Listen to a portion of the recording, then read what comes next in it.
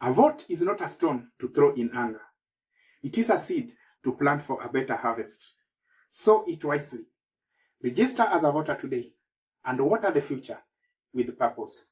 Welcome to Mastasos Educators. This is where knowledge meets action, and action builds a new nation.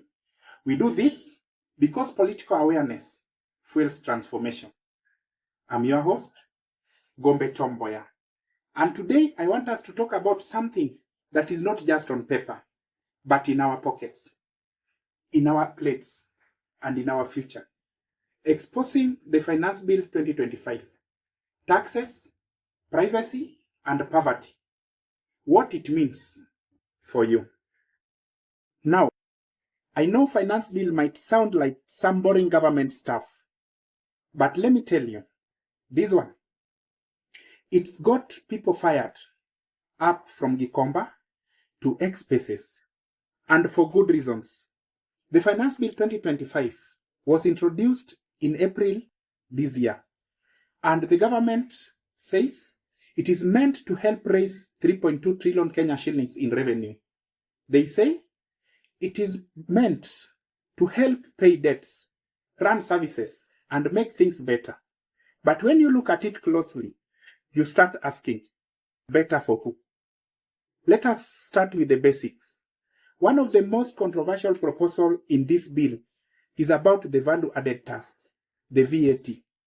Right now, some of the essentials that we rely on, like food, farm inputs, and basic medicines, are zero-rated, which means there is no VAT on them.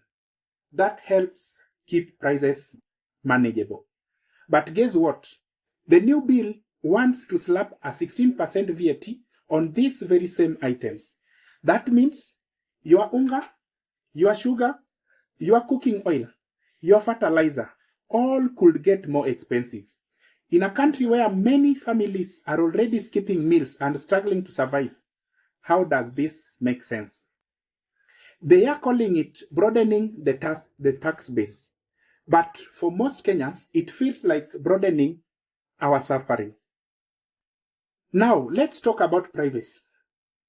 The bill proposes giving the Kenya Revenue Authority, that is KRA, new powers.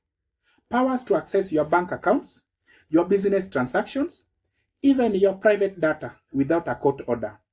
The idea is to track tax cheats, they say. But is it tracking tax cheats or turning all of us into suspects?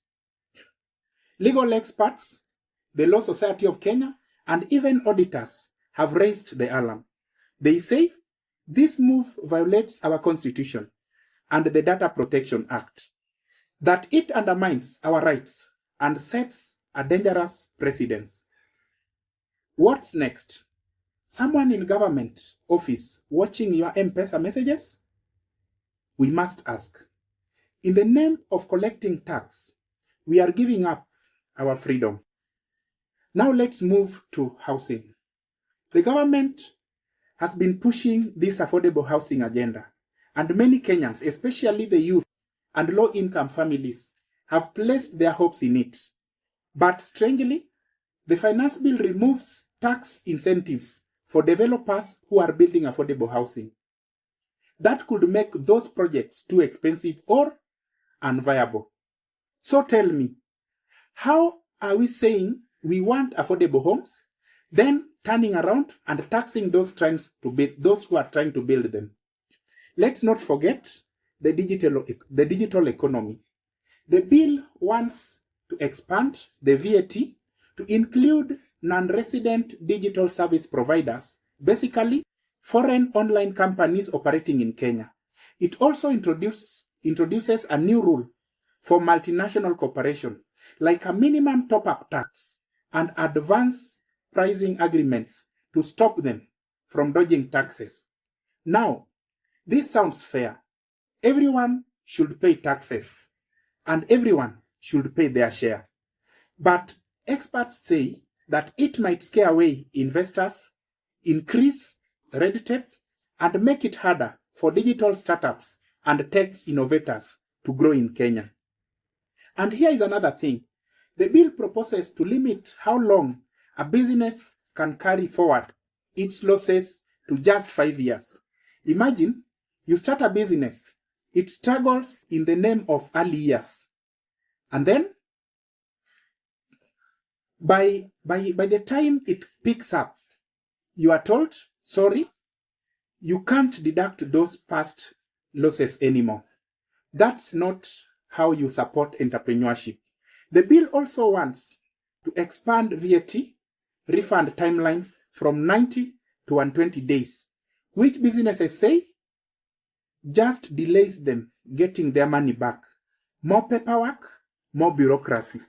So, fellow Kenyans, what's the big picture here?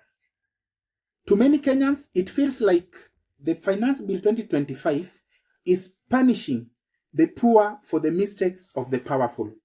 Like the government wants to squeeze more money from the people who already have the least, while letting corruption, wastage, and luxury spending continue at the top.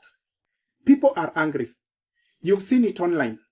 On X, formerly Twitter, on Facebook, and on TikTok. The youth are speaking. They are saying this bill is not just unfair. It is draconian. It is dangerous.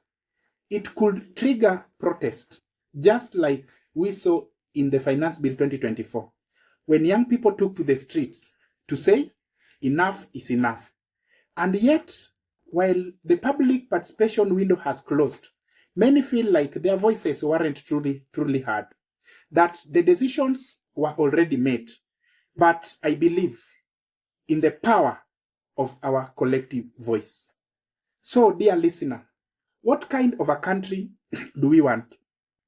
One where government listens, or one where it taxes us into silence? One where businesses are supported or buried under taxes and red tape? One where citizens are respected, or one where privacy is just a suggestion? I'm not here to tell you what to think, but I'm here to help you think critically. Because civic education is not about giving you answers. It's about giving you the confidence and the clarity to ask the right questions. The Finance Bill 2025, if passed as it is, it will take us in the wrong direction. A direction where food becomes a luxury, housing becomes a fantasy, and privacy becomes a joke. So, let's not be silent. Let's not wait until July 1st when these new laws kick in. And we are all left asking, how did we let it happen? Let us talk. Let us mobilize. Let us resist injustice peacefully but powerfully. And remember, a vote is not a stone. It is a voice. It is a shield. And it is a demand. This is Gombe Mboya. And I'm really reminding you that the struggle for dignity, the struggle for justice, and the struggle for fairness is your civic duty. Let us do it together. Thank you.